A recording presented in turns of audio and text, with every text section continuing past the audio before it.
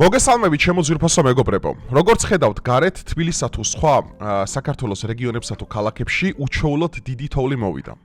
ბუნებრივია ეხა არაფერი ამაში განსაკუთრებული არ იქნებოდა, რომ არა, ჩემი 28 წლიანი არსებობის განმავლობაში პირველად რო არ მენახოს, რომ ზედიზედ 3-4 დღის განმავლობაში შეუწყვეტლივ თოვს. და მე ხო იცით ეხა ბუნებრივია ძალიან მიყვარს ამ საკითხები, ძალიან ღრმად ესე ვთქვათ შესწავლა და ყველაფერზე შესაბამისი კითხვების დასმა. და კიდევ უფრო არ დავინტერესდებოდი ამ თემით, რომ არა არარქტიკულ ზონებში მოსული უხვი ნალექი, რომელიცაც წინ უძღოდა ტემპერატურა 0-ს დაბლა, იმიტომ რომ ზოგადად უხვი ნალექი შეიძლება გამოვლინდეს არ მარტო თოვლში, არამედ როგორც სეტყვაში, წვიმაში თუ სხვადასხვანაირ მეტეოროლოგიურ კატასტროფაში, მაგრამ საინტერესო ის არის, რომ არარქტიკულ ზონებში არის ძალიან დიდ თოვლობა. მათ შორის ალბათ ნახავდით ეხლა თქვენ, გასაკვირი არ არის ეხლა ზოგადად რუსეთში არსებული მოვლენები, განსაკუთრებით კამჩატკაზე ხო, რაც ვნახეთ რომ 15 სართულიან შენობაზე თოვლი იყო მე-14 სართულზე.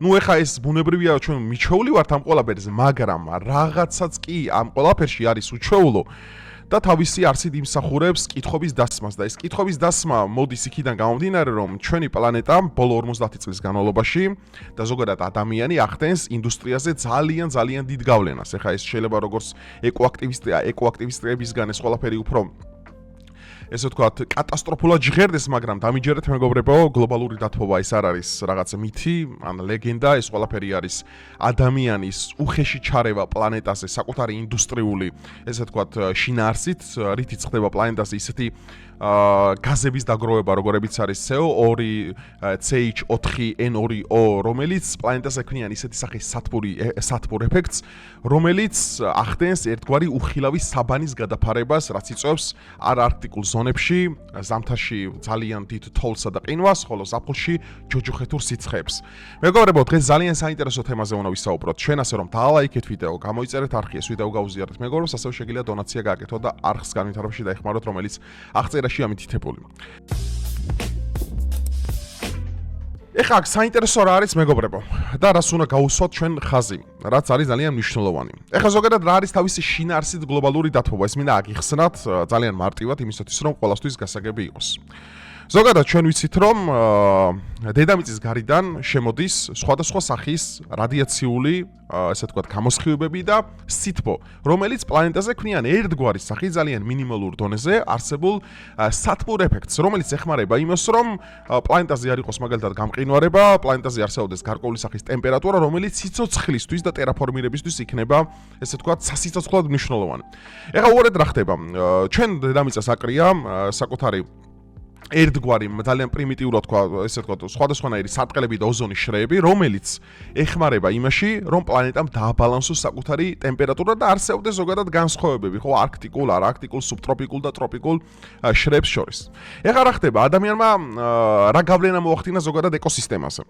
ბოლო 50-70 წლის განმავლობაში, უფრო აქტიურად ბოლო 30 წელში მოდი ესე შევთანხმდეთ, როდესაც პლანეტაზე გაიზარდა ინდუსტრიული ჩარევა, მაგალითად ქვანახშირის წარმოება, ნავთობის, გაზის, ასევე არსებობს ფრეონი, ასევე არსებობს მანქანის გამონაბოლქვები და თუ მრავალი სხვა რითი ზოგადად პლანეტის რაოდენობა ადამიანის იწევს და შესაბამისად სამომხმარებლო დონეც მისი იზრდება, გამოიწვია ის, რომ ძალიან ბევრი სითბო გროვდება ჩვენ ატმოსფეროში. ეხლა უყურეთ რა არის აქ საინტერესო, როდესაც დედამიწის გარედან შემოდის ეს სხივები მეგობრებო, ის გარკვეული ტემპერატურა ირეკლავს პლანეტა და შემდგომ გადის დედამიწიდან, მაგრამ როდესაც იზრდება ადამიანის ინდუსტრიული ჩარევა პლანეტაზე, დედამიწაზე იქნება გარკვეული სახის ახალი ლეიერები, ანუ ლეიერები შეიძლება ჩვენ გავიგოთ მაგალითად როგორც დამატებითი ოზონის შრეები, რომელიც ესე ვთქვათ, ქმნიან ისეთ სახის ღრუბლებსა თუ საბანს, ესეთი რამე რო წარმოვიდგინოთ, რის საშუალებითაც ეს სითბო დედამიწაზე რჩება. ეხლა უყურეთ რა ხდება, მე არ მინდა ეხლა ეს ყველაფერი გამოვიყვანო როგორც ეკოაქტივისტები ამბობენ რაღაც კატასტროფულად დიდი, არა, მაგრამ დედამიწაზე 1 და 2%-იანი ამპლიტუდა და ცვლილებაც კი იწვევს ისეთი სახის საგანგაშო მდგომარეობის გამოწვევას, როგორებიც არის მაგალითად არქტიკული ყინული, მაგალითად ყინულის დიდი მასების გალღობა, მაგალითად ზღვაში წყლის მასის მატება, ზღვასა და ოკეანეებში. და ეს ყველაფერი ქმნის ისეთი სახის დამამძიმებელ, ესე ვთქვათ, ეფექტებს, როგორებიც არის მაგალითად არქტიკული ვორტექსის რღვევა. არქტიკული ვორტექსი არის ეს წარმოიდგინეთ, რომელიც პოლარულ მხარეებს გარშემო აკრავს, ეს რომელიც ჰაერის ცირკულაცია, რომელიც ტრიალებს, ხოლო როდესაც ეს ირღვევა და სითბო ისეთ მხარეებში გადაიტყორცნება, როგორებიც არის მაგალითად ეკვატორიდან პოლარულ მხარეებში, იწვევს არასტაბილური, ესე ვთქვათ, ამინდისა და მეტეოროლოგიური კატასტროფების წარმოშობას. აი მაგალითად ავიღოთ ესეთი რამ. აი ავიღოთ თბილისი. ხა თბილისი და საქართველოს ზოგადად არ არის არქტიკული ზონა, მაგრამ აგერ გარეთ რო გაიხედავთ ბოლო 3-4 წლის განმავლობაში არის ძალიან მაღალი თოვლის მასები, რომელიც უწყვეტად მოედინება. ეს არის პირდაპირი ხელწერა იმის, რომ რაღაცა რიგზე ვერ არის პლანეტაზე. იმიტომ რომ ჩვენ ამას უკვე მიჩვეულები ვართ მაგალითად, მაგრამ ეს ყველაფერი მარტო თოვლში კი არ გამოიხატება გარეთ რო ეს უხინალექია. არამედ აი როდესაც ზაფხული მოვა, პირიქით, თუ ახლა არის თოვლი, პირიქით ჯოჯოხეთური სიცხეები იქნება ზაფხულში. ეს არის პირდაპირი ხელწერა იმის, რომ ჩვენ ადამიანები გარკვეულწილად დამნაშავეები ვართ ჩვენი პლანეტის მიმართ, რადგანაც ვერევით ისეთი სახის ინდუსტრიული კომპლექსებით ჩვენ დედამიწის ჯანმრთელობაში, რომ ეს ყველაფერი ხდება დროთა განმავლობაში საგანგაშო. და ზოგადად ეხლა ამ ყველაფერსაც რო თავი გავანებოთ და ყველაფერს რო შევუდგეთ, რომ ოკეი, რაღაცა პლანეტაზე იცვლება და ის ადამიანები ხო რაღაც ერთად მისამტკიცებენ, რომ გლობალური დათბობა არის მითი. ეს ხომ ოფიციალური მტკიცებულება არის NASA-ს თუ სხვადასხვა მეტეოროლოგიური ორგანიზაციების, რომლებსაც აქვთ ოფიციალურ დადასტურებული წყაროები თუ როგორი იყო მაგალითად ტემპერატურა პლანეტაზე დაახლოებით 50 წლის წინ და როგორი არის ახლა. და სხვათა შორის ეს შედარება მინდა გავიყვანო მე როგორც ახლა ქრისტიანი მართლმადიდებელი კრეაციონისტი ვარ და მჯერა ესე ვთქვათ სამყაროს იმ განვითარების რომელსაც ბიბლია და ზოგადად კრეაციონიზმი ესე ვთქვათ მოგვითხრობს, რომლის თანახმადაც გამყინვარება მაგალითად იწყება დიდი წარღვნის შემდგომ. და ესაც ძალიან საინტერესო მოვლენი, ეს ყველაფერი აღწერილია იობის წიგნში. იობი ალბათ იცით, ჩემი ერთ-ერთი უსაყვალესი ბიბლიური პერსონაჟია, რომელიც მოგვითხრობს, რომ აი როგორ აცივდა ისეთ მხარეებში, რომელიც დამახასიათებელი იყო მაგალითად მუდმივი სითბოთი, მუდმივი ნორმალური ტემპერატურით, ხო, აქაც რამ გამოიწვია ეს ყველაფერი. როდესაც წარღვნის შემდგომ დედამიწას ერთგვარი water canopy, რომელიც გარშემო ერტყა, ანუ დამატებითი სარტყელი და დამატებითი შრე, რომელიც იცავდა ისეთი სახის გამანადგურებელი სხივებისგან, რომელიც ადამიანის უჯრედს დეგენერაციულს ხდის, გამოიწვია ის პროცესები, რომ ადამიანის სიცოცხლე გახდა თვითონ ანუ ადამიანის სიცოცხლის ასაკი მაგალითად თუ ძველ აღთქმაში მოთხრობილია, რომ აი ნოემ იცოცხლა 930 წელი, ადამა იცოცხლა 950, მათუსალამ 971 წელი, ხდება უკვე ნელ-ნელა დეგენერაციული. რატო? იმიტომ რომ როდესაც განადგურდა წარღვნის შემდგომ ის ოზონის შრე, რომელსაც water canopy, ნუ ინგლისურ ბიბლიაში King James-ის ვერსიაში ეწოდება, ანუ წყლის ყინულოვანი მასა, რომელიც ქართული თარგმანით ოფიციალურად მოიხსენიება, გამოიწვია ის, რომ პლანეტაზე დაიწყო არასტაბილური მეტეოროლოგიური პროცესები. მათ შორის შემდგომ ეს გამყინვარება, როგორც ბიბლიურადაც არის მოღწერილი, ხდება წარღვნის შემდგომ. აი სწორედ მანდაც ირღვევა ეს არქტიკული ვორტექსის ფენომენი და იწვევს მთელ დედამიწაზე მასიურ აციებას. და ზოგადად ისტორია არის ცირკულაციაზე. ისტორიაში ძალიან ბევრი რამე იცვლება.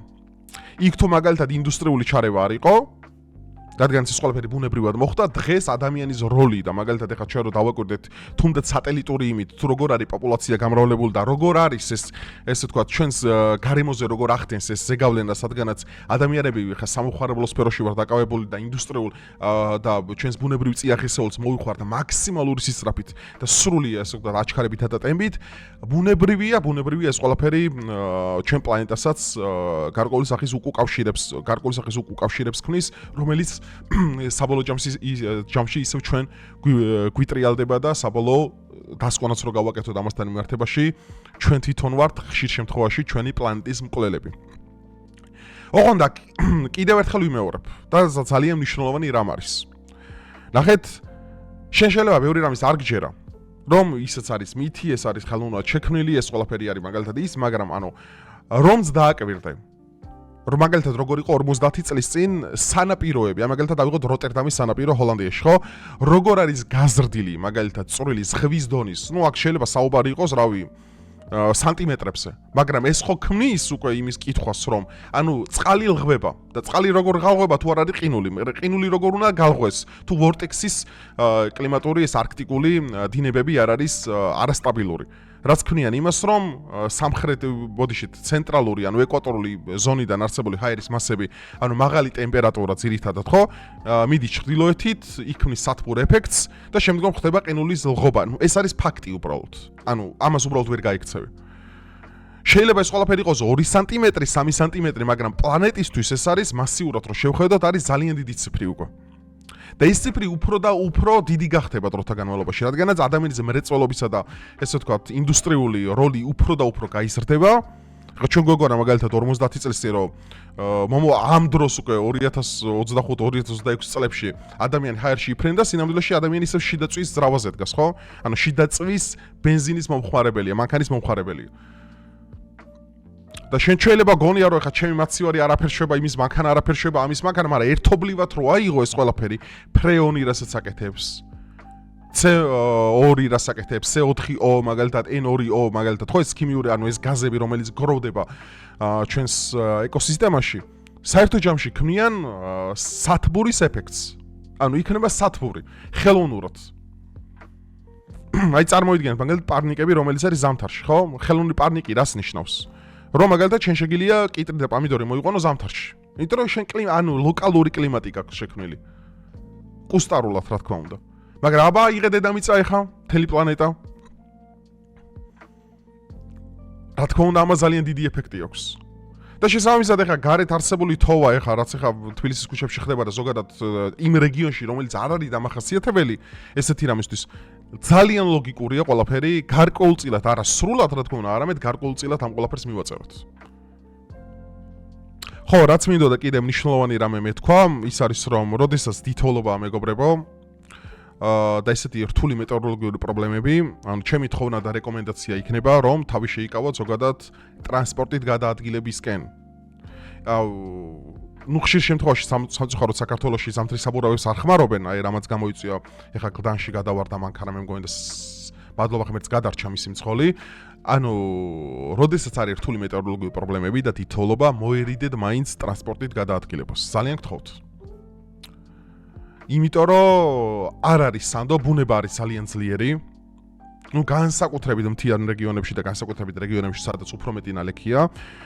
იმიტომ რომ ფიზიკურად ადამიანი ამ ყველაფრის მომგარებელი ერთდროულად არ არის, რომელი მთავრობაც არ უნდა იყოს და რომელი ის ამერიკის შეერთებული შტატები, რომ ამერიკის შეერთებული შტატებია, ისეთი რამეები ტანჯავს იქ საკუთარ ქვეყანაში, რომ ვერ იფიქრებ რომ საერთოდ ამერიკაა. იმიტომ რომ იქაც კი უჭირთ გამკლავება ესეთი სახის ბუნებრივ კატასტროფებთან.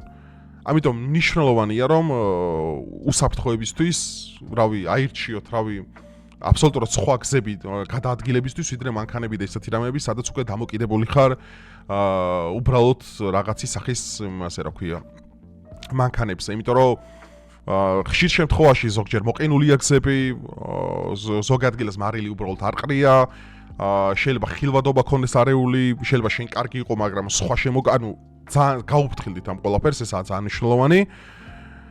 და კიდევ რისი დამატებაც აქ შემილია ის, რომ ძალიან კარგია ზოგადად თოვლი, რასაც ახლა უყურებ, იმიტომ რომ ჩემ ხო გეუბნები 28 წლის ისე გავხდი მე, რომ ანუ ესეთი თოვლი 3 დღე რო განუწყვეტლივ თოვდეს, ესეთი რამე მე არ მინახია. და ბუნებრივია კარგია ამას რო ხედავ, მაგრამ ცუდია იმ გაგებით, რომ საიდან და რანაირად გაჩნდამდენი ნალექი მოულოდნელად. თან ამ ყველაფერს წინ უსწრებდა ტემპერატურის 0-ს დაბლა ჩასვლა, იმიტომ რომ ჩვენ ამას ვაკვირდებოდით ხო, რომ ხშირად -5, -10, -11 იყო ჩვეულებრივად. და მერე დაიწყო ნალექების მოსვლა. ეს პირდაპირ ხელწერა რომ რაღაც რიგზე ვერ არის. შეიძლება ეხა ვიღაცამ ახიქოს რომ ხო, ეს ყველაფერი ყოველთვის ხდებოდა, ოკეი, მესმის რომ ეს ყველაფერი შეიძლება ყოველთვის ხდებოდა, მაგრამ არ არქტიკული ზონებისთვის დამახასიათებელი ამ დონის რაღაცეები იმსახურებს კითხვებს.